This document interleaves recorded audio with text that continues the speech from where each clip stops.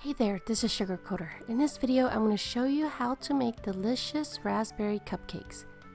In a mixing bowl, I added the wet ingredients first and then mixed well. I used fresh raspberries and pureed it. You can use frozen raspberries as well, but I recommend putting it on the counter for about 30 minutes and letting it thaw before adding it into the batter.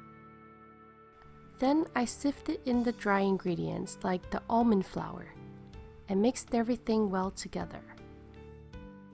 Afterwards, I put the batter into a muffin pan and baked the cupcakes and let it cool completely before decorating it with raspberry frosting.